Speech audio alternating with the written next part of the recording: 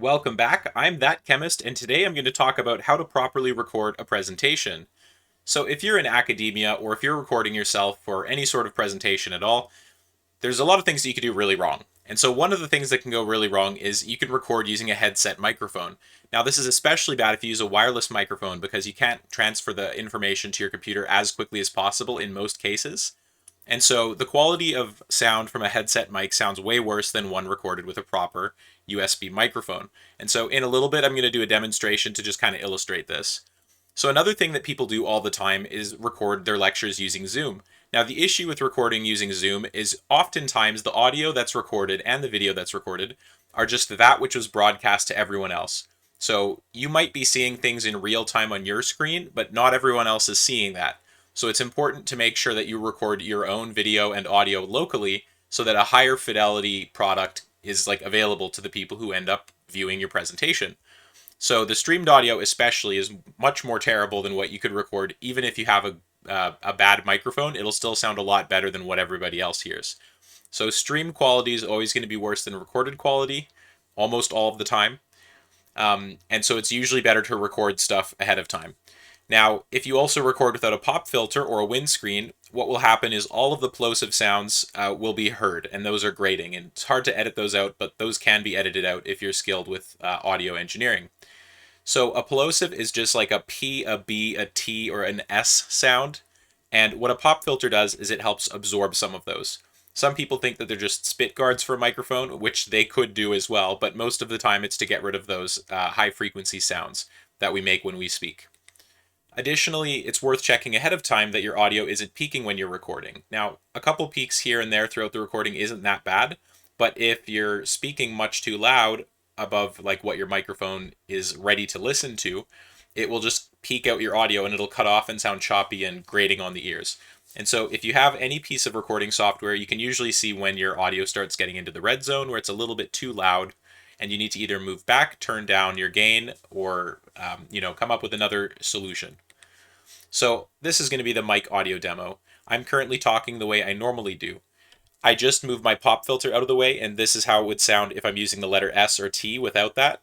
Additionally, this is what peaking audio sounds like, and it's unbearable to listen to. So this is what a headset mic sounds like. Now, this won't be the typical sound that you're used to hearing me speak through, but this is why you shouldn't use a headset mic. This sounds terrible, and nobody really wants to listen to this. Okay, so let's continue with this presentation.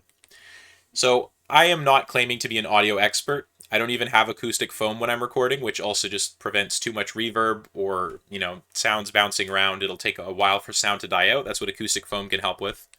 But I have taken a university course in digital recording, so I have a little bit of an idea of what I'm talking about, but I'm by no means an expert, and there's people you should ask for advice that are way more capable of doing this sort of thing than I am, and I'm just trying to make it so that you could do a decent job, okay? So this is mostly aimed at people who are recording lectures for their students or for other researchers because the quality of material that you should record should be respectable. Like, it doesn't matter if your science is good if the audio quality sucks. Like, no one should deserve to listen to that, right? And you might complain that you have to spend an extra hour or two working on it to make it sound decent. But how many hours of human time are going to be spent listening to that? Usually hundreds. If you're doing YouTube videos, even if you're a small creator, there's thousands of hours. So it's worth spending a little bit of time just to make your audio tolerable for people to listen to. Do us all a service, please.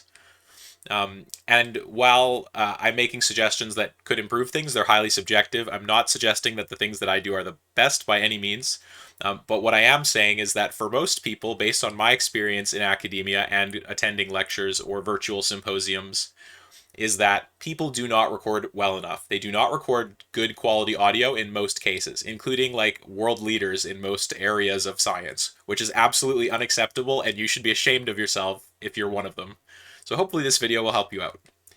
So it's actually really easy to have decent recording. The mic that I use is only like an $80 mic. I got it from a friend who's a YouTuber, but you can get one brand new for 80 bucks, which is not that expensive, especially compared to a headset, which is going to be comparable.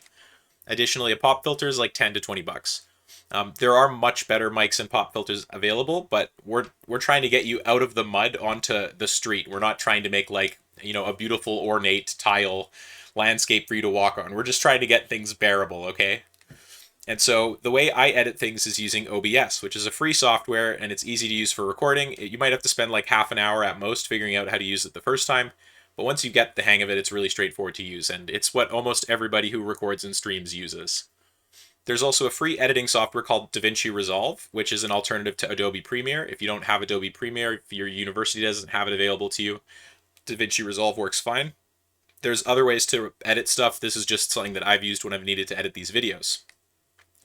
Additionally, if you have to create images that aren't in like ChemDraw or something, if you're outside of the domain of chemistry, there's good free image editing software like Paint.net.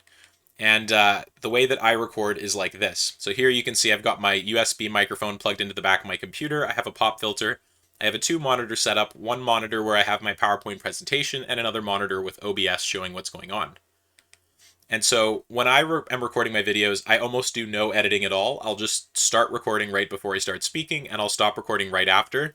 I don't mean to be like flexing or bragging about this, but I do think that there's definitely times where editing is valuable.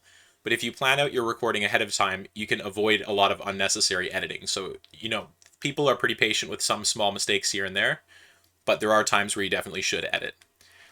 I record using OBS, as I was saying before. It's free, and there's also ambient noise suppression, which I haven't demonstrated here, but I'm sure there's a lot of tutorials available for OBS if you're curious about seeing what the difference is.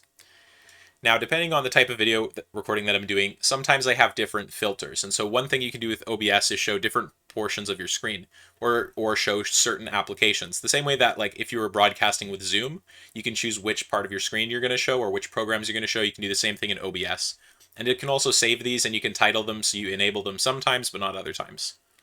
And so in this case, you can see I'm just showing my entire monitor here. You can see everything on my left monitor is being shown. You can see that there's icons in the bottom, and that's that. Now, if I wanted to trim off some of this, you can see that I've enabled a different source, which just says show screen but don't docs please. And you can see the top bar where it would say my name and the bottom bar where it would show the taskbar on Windows is no longer visible. And so if you're worried about showing some stuff but not others, OBS can do that quite easily. Now, when I'm recording a video, what my workflow is typically I'll start by closing any applications that could produce unexpected noises. There's also an ability to mute unexpected noises. So on this past screen here, you can see the desktop audio is muted so that in case anything makes noises, it doesn't get recorded. I also usually close any programs like Discord, Steam, etc., but Discord knows when you're recording and it'll tend to just mute everything.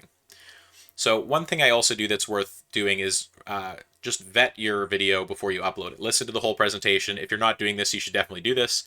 And so far, I haven't experienced any issues where OBS has corrupted the audio or video. You might get like a slight little compression thing here or there, but I haven't noticed it to any significant extent. So when I finish recording my video, I usually will create a thumbnail using Paint.net. I'll get the correct aspect ratio for a thumbnail, which is I think 16:9. And you can just create templates, and this is just a free program that can be downloaded. If you're going to use a piece of editing software, you should use something other than Paint, just like normal Paint, because you want stuff with transparency and layers. So with the layers, you can modify parts of an image without affecting the rest of it, and you can decide whether it's in the front, in the back, and then right when you're ready to make a thumbnail or a lecture slide image for whatever reason, you can compress it all down to like a single layer image right at the end. But you can save it still when it's in its layered form, and then in case you ever need any of those assets for a future project, you have them available. Now, some commentary. So it's worth using templates for almost everything.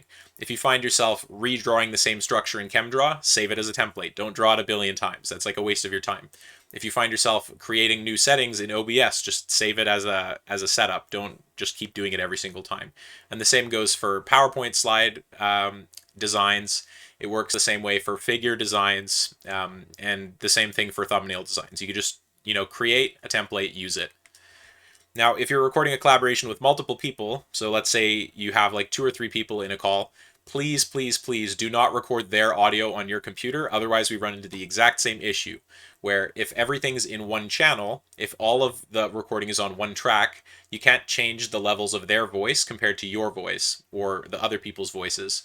And the quality of the audio that you will be hearing is lower because it's been streamed to you. It's not recorded in real time. So to make it easier to transmit stuff to you quickly so that you can respond right away, there's compression and there's simplification of a lot of the audio signal that's being generated by that person and being recorded by their microphone.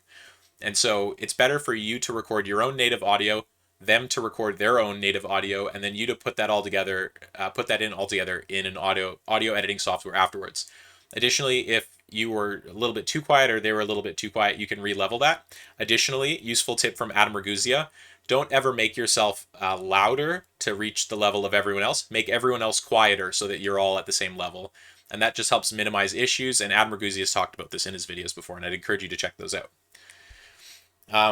So yeah, don't record all the audio into a single track, and definitely always record the native audio that is generated on your computer. Don't record the audio that people generate over Zoom or whatever if possible. Now, if you care about your audience and the vast amount of human time that is spent listening to your recording, you should do a good job. And doing a good job does not mean that you have the perfect setup with lots of expensive equipment.